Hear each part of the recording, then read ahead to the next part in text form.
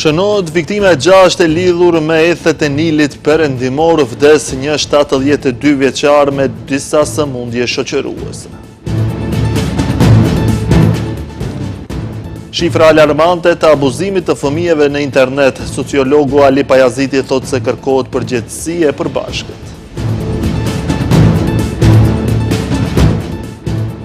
Kryeministri Hristian Mickoski thot se ndryshimet në politikat e zgjerimit të BE-s nuk kanë të bëjnë me Maqedoninë e Veriut.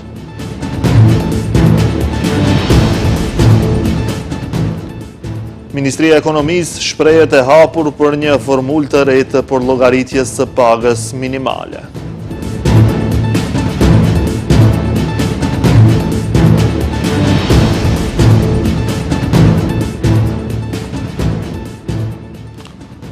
Përshëndetje, shikues të nderuar, jemi me lajmet në televizionin Shenja, edhe një tjetër pacient i prekur nga ethet e Nilit perëndimor ka ndëruar jetë dje pas dite.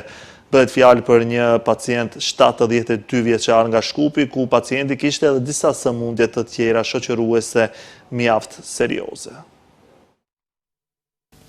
Drejtori i klinikës për sëmundje infektive Fadil Cana ka konfirmuar se edhe një tjetër pacient i prekur nga ethet e Nilit perëndimor ka ndëruar jetë dje pasdite duke shënuar rastin e 6 me përfundim fatal. Sipas Canës, bëhet fjalë për një pacient 72 vjeçar nga Shkupi, ku pacienti kishte edhe disa sëmundje të tjera shoqëruese mjaft serioze. Siç tha Cana, pacienti i ndjer ishte shtruar në klinik para 15 ditësh në gjendje të përgjithshme jashtëzakonisht të rëndë dhe me pasqyrë të rëndë klinike. Ndërkaq, Cana bëri të ditur se deri më sot në klinikën për sëmundje infektive janë shtruar gjithsej 51 pacient, nga të cilët 27 janë shëruar. Momentalno në klinika Vaseos. Për momentin në klinik ndodhen 18 pacient, prej të cilëve 15 kanë infeksion të konfirmuar laboratorikisht nga Nili perëndimor në formën neuroinvazive, ndërsa 3 pacient dyshohet klinikisht për infeksion nga Nili perëndimor në formën neuroinvazive. Për fat të keq, duhet të njoftoj se dje gjatë orëve të pasditës ka ndëruar jetë edhe një pacient.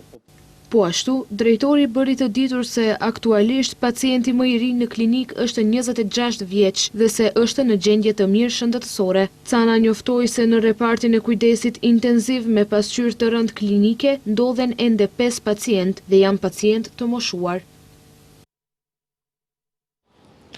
Ndërkohë po merren masa për identifikimin e rasteve të mundshme të etheve të Nilit perëndimor të shpezët. Agjencia e Ushqimit dhe Veterinarisë njoftoi se mbikëqyrja aktive do të zhvillohet në të gjithë territorin e vendit dhe do të përfshi fermat e shpendëve me qëllime jo komerciale, shpendet që mbahen në kafaze ose hapësira të tjera të mbyllura, si dhe shpendet ujor në obore dhe ferma familjare.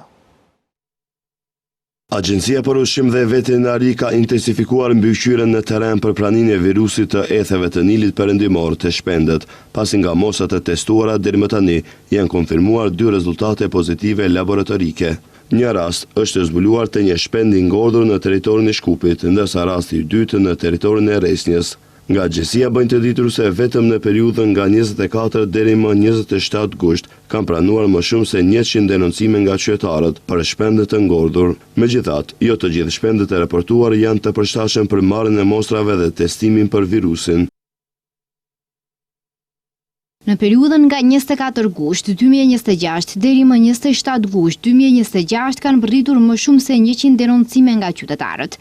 Një pjesë e denoncimeve kanë të bëjnë me shpend të ngordhur, si harabela dhe lloje të tjera, të cilët nuk janë të përshtatshëm për testim për ethet e Nilit perëndimor. Për këtë arsye, jo çdo denoncim mund të rezultojë me marrjen e mostrës dhe testimin laboratorik.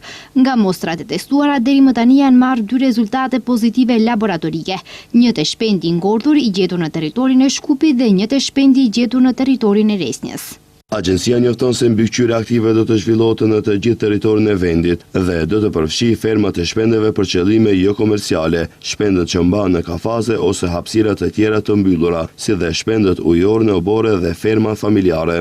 Kontrollet edhe testimet do të përfshin pula, gjela deti, fazan, thellëza, shkurtat edhe struc, por edhe lloje të ndryshme të shpendeve të egër, përfshirë patat, rosat, mjelmat, lejlekët, qafkat, skifteret, pulebardhat, laraskat, bufat, kormoranët dhe grabiqarët të tjerë. Agjencia apelon te qytetarët që të raportojnë shpendet e ngodur, ndërsa vëmendjet e veçantë duhet të kushtohet rasteve ku në të njëjtën zonë brenda një periudhe të shkurtër vërejtë një numër më i madh shpendesh të ngordhur.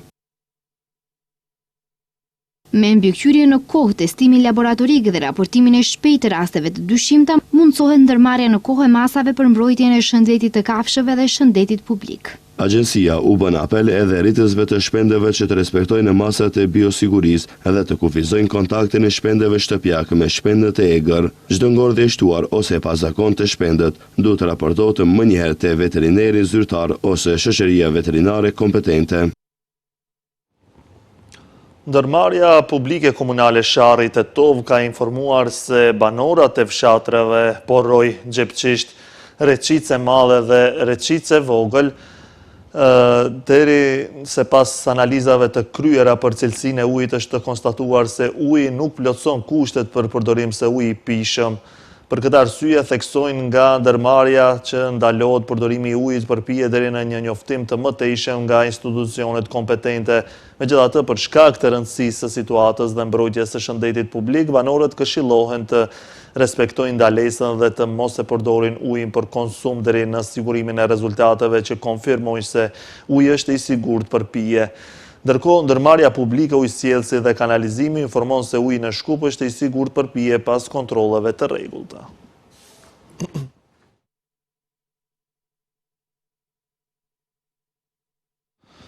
Një hulumtim i publikuar nga UNICEF-i ka ngritur alarmin pasi që rreth 12.000 fëmijë në vit në Maqedoninë e Veriut rezultojnë të jenë prej abuzimit seksual në internet. Sociologu Ali Pajaziti thotë se problemi nuk mund të lihet vetëm te teknologjia, por kërkon përgjegjësi të përbashkët të familjes, shoqërisë dhe institucioneve. Rrjetet sociale dhe platformat online janë kthyer në një hapësirë gjithnjë më të rrezikshme për fëmijët. Hulumtimi i publikuar dje Disrupting Harm në Maqedoninë e Veriut ka ngritur alarmin, pasi që rreth 12.000 fëmijë në vit rezultojnë të jenë prej abuzimit seksual në internet. Pas këtyre shifrave, qëndrojnë histori fëmijësh që shpesh heshtin nga frika, turpi apo kërcënime të abuzuesve. Sociologu Ali Pajaziti thotë se problemi nuk mund të lihet vetëm te teknologjia, por kërkon përgjegjësi të përbashkët të familjes, shoqërisë dhe institucioneve. Sipas tij, këto shifra përveç se janë alarmante, janë edhe shumë trishtuese. Prandaj ai apelon për më shumë kujdes dhe mbikëqyrje të fëmijëve. Këto shifra, domethënë 12.000 fëmijë të abuzuar në platformat online dhe mediat sociale, janë alarmante, janë trishtuese për një qytetar, një prind, po edhe si mësimdhënës, pra shikuar sociologjikisht shoqëria digjitale, përveç që na ofron benefite të shumta, me vete sjell edhe atë fytyrën tjetër të cilën shumica e njerëzve nuk e mendojnë. Kështu që hapi i parë i prindërve tanë të pavetëdijshëm është blerja e celularit ose e telefonit, që është ndoshta e natyrshme për kohën, por ama mungon ajo që quhet prindërim racional i ndërgjegjshëm. Pra, kontrolli, biseda me fëmijët dhe përpjekja për të nxjerrë të dhënat se çka frekuenton një fëmijë i cili nuk është plotësisht i vetëdijshëm me kë komunikon. Sipas Pajazitit, një nga problemet kryesore është mungesa e prindërimit të ndërgjegjshëm në epokën digjitale. Ai thotë se telefoni blihet për fëmijën si pjesë e realitetit të sotëm, por shpesh mungojnë komunikimi, kontrolli dhe bisedat e hapura për atë që fëmia sheh dhe me kë komunikon. Në anën tjetër, profilet anonime dhe llogarit fiktive mund të përdoren nga abuzues seksual për të fituar besimin e fëmijëve, për t'i manipuluar dhe më pas për t'i kërcënuar. Pajaziti thotë se pasojat mund të jenë të rënda nga presioni dhe shantazhi përmes fotografive e videove, deri te dëmtimi serioz psikologjik dhe në rastet më të rënda, edhe rrezikimi i jetës së fëmijës. por ajo që e bën situatën edhe më shqetësuese është heshtja. Fëmijët shpesh kanë frikë të tregojnë prindërve apo mësuesëve se çfarë po u ndodh. Këto raste mund të kenë efekte deri te abuzimi fizik me atë fëmijë që është më katastrofalja, kushtëzimet e ndryshme prej personave përmes fotografive, videove, kështu që fëmijët mund ta çojnë edhe deri te gjendja e ankthit, deri te gjendja e depresionit, madje ka pas raste edhe të akteve suicidale ose vetvrasëse, duke pas parasysh se fëmijët kanë ndroje që t'u tregojnë prindërve, të bisedojnë me mësuesen, të bisedojnë me një person më të moshuar se vetvetja e tyre, sepse janë tabu temat tek ne. Pajaziti thotë se lufta ndaj abuzimit seksual online nuk mund të nisë vetëm pasi një fëmijë të jetë bërë viktim. Ai kërkon masa parandaluese nga institucionet, zbatim të ligjeve dhe ndëshkim konkret për abuzuesit. Ndërsa nga prindërit kërkon më shumë vëmendje, komunikim dhe kujdes ndaj jetës virtuale të fëmijëve. Për këtë arsye, instancat zyrtare, pra shteti, ministrit gječëse duhet që të ndërmarrin masa preventive që të mos vihet deri te rastet e këtilla, pra të ketë penalizime të personave të cilët janë përfshirë në veprime të këtilla të shëmtuara dhe veprime të abuzimit me këtë kategori të qytetarëve minorene. Duhet që t'i zbatoj ligje dhe t'i ndjek pra normat e parashikuara nga shtetet më të avancuara dhe duhet të ketë pra penalizime konkrete. Jo të gjitha këto të futen nën hasër ose nën tepih, ndërsa prindërit që të vigjilojnë, të jenë më komunikues me fëmijët e tyre.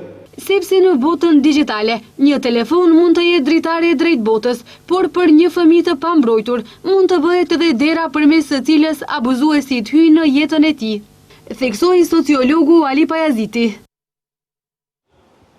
Kryeministri Hristijan Mickoski ka deklaruar se deklarata e eurokomesares Marta Kos për reforma në politikat e zgjerimit nuk ka të bëjë me Maqedoninë e Veriut. Ai deklaroi se vendi ka politikë sigurie dhe të jashtme plotësisht të harmonizuar me Bashkimin Evropian. Deklarata e eurokomisares Marta Kos nuk ka të bëjë me Maqedoninë e Veriut. Ajo është e dhënë një konotacion krejtësisht tjetër, ndërsa tani për tani nuk ka kritere të reja kur bëhet fjalë për pranimin e vendeve kandidate në BE. Kështu u përgjigj kryeministri Hristijan Mickoski, referuar deklaratës së eurokomisares Kos se BE po përgatit një reformë të re të zgjerimit. Ai shtoi se politika e sigurisë ajo ndërkombëtare e vendit tonë është plotësisht e harmonizuar me atë të BE-s.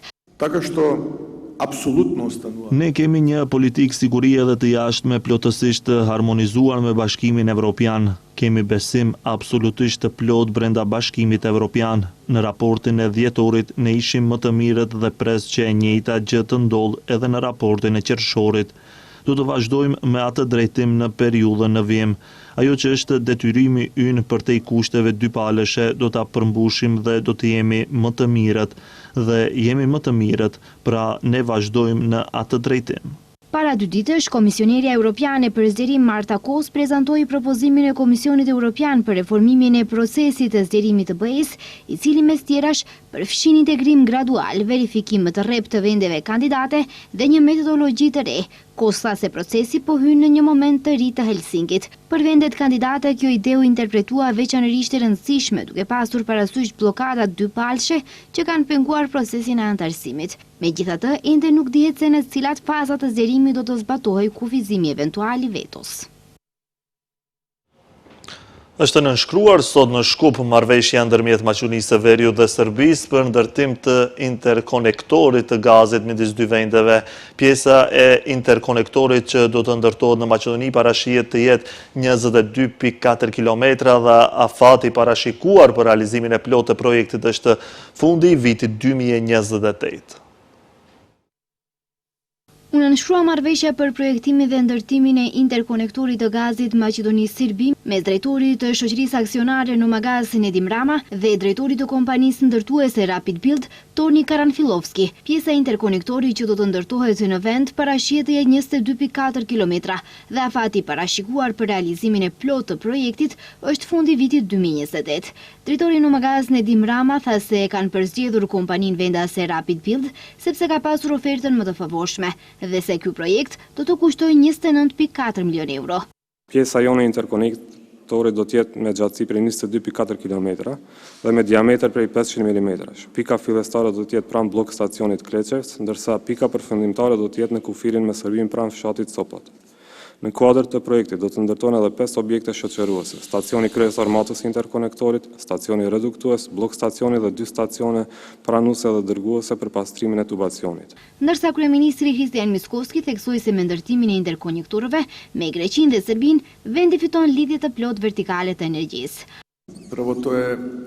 E para është se pas përfundimit e këtij projekti dhe përfundimit të interkonektorit, pra të tubacionit që do na lidh me fqinin ton jugor me Greqinë, pret që ky projekt të përfundojë diku në gjysmën e parë të vitit të ardhshëm, megjithse në gjysmën e dytë, në fund të vitit të 2028, ky interkonektor me fqinin ton verior të përfundojë. Do të marrim një lidhje plotësisht vertikale që është pjesë e korridorit të 10 dhe pozicioni gjeostrategjik i vendit bëhet në mënyrë dramatike më i rëndësishëm pasi të realizon këto projekte. Ata njoftuan se kapaciteti teknik i parashikuar është deri në 160.000 kub gaz në orë. Ministri i Ekonomisë dhe Punës Besar Durmishi thot se qeveria është e hapur për ndryshimin e formulës për pagën minimale dhe dialog me sindikatat. Çështja pritet të diskutohet në Këshillin Ekonomik Social, ndërsa sindikatat kërkojnë që paga minimale të arrijë në 600 euro. Ministri i Ekonomisë dhe Punës, Besar Durmishi, i është përgjigjur sot para lajmërimeve për presione sindikale sa i përket pagës minimale para harmonizimit të rregullt ligjor në mars të vitit të ardhshëm. Ai, gjatë një brifingu me gazetarët, tha se qeveria dhe Ministria e Ekonomisë dhe Punës janë të hapura për dialog me partnerët social për ndryshimin e formulës së harmonizimit të pagës minimale, për llogaritjen e saj sipas pagës mesatare, si dhe për marrëveshje të reja kolektive, por të gjitha zgjidhjet të duhet të miratohen mbi bazën e parametrave real ekonomik. Ai njoftoi se çështja e lartësisë dhe mënyrës së përllogarities së pagës minimale së shpejti do të hapet për diskutim me partnerët social në kuadër të Këshillit Ekonomik Social. Në njërin prej këshillave ekonomike social këtë vit, me siguri do të vendoset edhe kjo çështje në tryezë për të diskutuar, le të bijmë dakord për marrëveshjet kolektive, sepse ka institucione të caktuara ku një drejtues e sektori merr pagë më të lartë se ministri ose më të lartë se dikush tjetër që punon shumë më tepër. Kur i shqyrtojmë këtë kërkesa, ato përplasin me njëra tjetrën. Le të ulemi dhe ta ndryshojmë formulën për përllogaritin e pagës minimale. Durmishi informoi gjithashtu për dinamikën e zbatimit të masave nga agjenda e reformave, duke theksuar se Ministria e Ekonomisë dhe Punës deri tani ka përmbushur 5 hapa kyç, nga të cilët shteti pret të përfitojë rreth 20 milion euro nga Bashkimi Evropian, pas marrëveshjes së konfirmimit zyrtar. Kujtojmë se lidhja e sindikatave të Maqedonisë kërkon që paga minimale të rritet në 600 euro. Një kërkesë të ngjashme ka edhe partia opozitare LSDM, e cila ka paralajmëruar një propozim ligj të ri për pagën minimale. Sipas formulës aktuale, për llogaritja e pagës minimale parashikon 50% të shpenzimeve të jetesës dhe 50% të rritjes së pagës minimale. Ndërkaq, nga gjithsej 750.000 të punësuar në vend, pagë minimale marrin rreth 30.000 persona.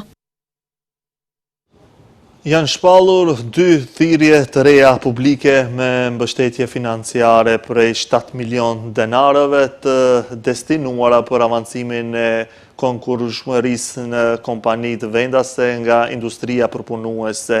Ministri i Ekonomisë dhe Punës Besar Durmishi sqaroi se përcaktimi i tyre është i qartë për të vazhduar me mbështetje konkrete për kompanitë vendase dhe të krijojnë kushte për rritjen, modernizimin dhe gjatë tyre të madhe dhe më shumë të madhe. Ministria e Ekonomisë dhe Punës shpalli 2 thirrje të reja publike me mbështetje financiare gjithsej prej 7 milion denar, të destinuara për avancimin e konkurrueshmërisë së kompanive vendase nga industria përpunuese. Ministri i Ekonomisë dhe Punës, Besar Durmishi, thotë se përcaktimi i tyre është i qartë për të vazhduar me mbështetje konkrete për kompanitë vendase dhe të krijojnë kushte për rritjen, modernizimin dhe konkurrueshmërinë e tyre më të madhe. Me thirrjen e parë publike në vlerë prej 5 milion denar, mbështesim bashkëpunimin ndërmjet kompanive dhe universiteteve përmes realizimit të projekteve të përbashkëta. Ministria mbulon 7% të shpenzimeve të dëshmuara deri në 500.000 denar për kërkues. Mjetet janë të destinuara për kërkime dhe zhvillim, inovacion, transferimin e njohurive dhe teknologjive, avancimin e proceseve të prodhimit dhe produkteve, ekonominë qarkulluese, transformimin e gjelbër dhe digital, si dhe për analiza profesionale, konsulenca dhe trajnime të specializuara. Ministri Durmishi ka shpjeguar se çfarë përfshihet në thirrjen e dytë publike. Me thirrjen e dytë publike në vlerë prej 2 milion denar, investojmë në ngritjen e standardeve dhe përgjegjësinë shoqërore të kompanive. Edhe këtu mbështetja është deri në 70% të shpenzimeve të dëshmuara, përkatësisht deri në 200.000 denar për kërkues. Kompanitë do të mund të shfrytëzojnë mjetet për furnizimin, zbatimin dhe certifikimin e standardeve, dokumenteve të standardizimit dhe raporteve. Ndërkaq, Durmishi thotë se përmes këtyre shpalljeve dëshirojnë që kompanitë vendase jo vetëm të prodhojnë më shumë, por të prodhojnë në cilësi më të lartë. Afati përfundimtar për aplikim është deri më 15 shtator të vitit 2026.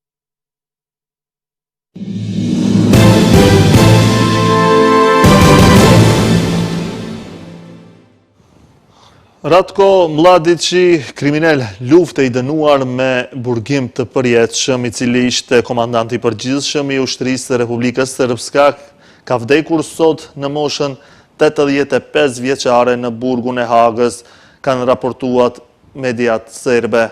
Kriminali Mladic u dënua përfundimisht në qershor të vitit 2021 nga gjykata penale ndërkombëtare për ish Jugoslavin në Hag për gjenocid në Srebrenic, për ndjekje të popullsisë civile, shfarosje dhe vrasje, dëbim dhe akte njerëzore, terrorizëm dhe sulme të paligjshme ndaj Sarajevës, si dhe marrje peng të ushtarëve të OKB-s. Gjykata e shpalli fajtor prej 10 nga 11 pikat e aktakuzës. Në opinionin publik botror për shkak të krimeve të tij, ai u bë i njohur edhe si kasapi i Bosnjës, pasi konsiderohet drejt për drejt përgjegjës për vdekjen e më shumë se 8.000 burrave dhe djemve në Srebrenic në vitin 1995.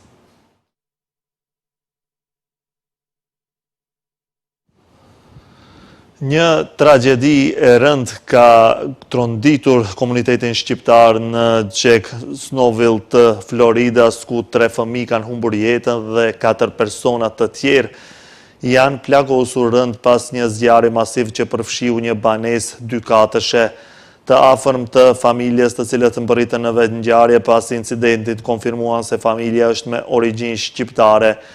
Sipas shefit të departamentit të zjarfikësve dhe shpëtimit në Florida, Percy Golden, alarmi për zjarrin u dha rreth orës 5:15 të mëngjesit të së mërkurës 26 gusht. Ekipet e emergjencës mbërritën brenda pak minutësh, por u përballën me flakë të fuqishme në katin e parë dhe tym të dendur që kishte përfshirë katin e dytë. Gjatë kontrollit, zjarfikësit gjetën të pajet 3 fëmijë të gjithë djem. Autoritetet nuk kanë bërë ende publike moshat e tyre. 2 të rriturit dhe 2 fëmijët që arritën të shpëtonin u transportuan me urgjencë në një spital lokal në gjendje kritike për jetën.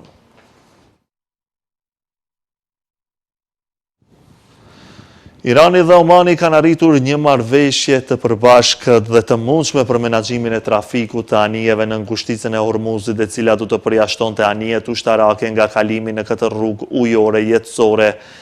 Kazem Garibabadi, zëvendës ministër i jashtëm i Iranit, deklaroi se Teherani nuk do të lejojë anijet ushtarake të kalojnë nëpër ngushticën e Hormuzit. Kjo sipas marrëveshjes që Republika Islamike po negocon me Omanin. Kjo vjen pasi diplomatët më të lartë të dyja vendeve u takuan për të diskutuar menaxhimin e trafikut të anijeve tregtare në rrugën ujore jetësore, e cila mbeti kryesisht e mbyllur gati 6 muaj pas fillimit të luftës me Iranin. Ministri i jashtëm deklaroi gjithashtu se trafiku i anijeve tregtare në gjirin persik do të kalojë nëpër ujërat iraniane, ndërsa rruga dalese do të kalojë pjesërisht nëpër ujërat iraniane dhe pjesërisht nëpër ujërat e Omanit.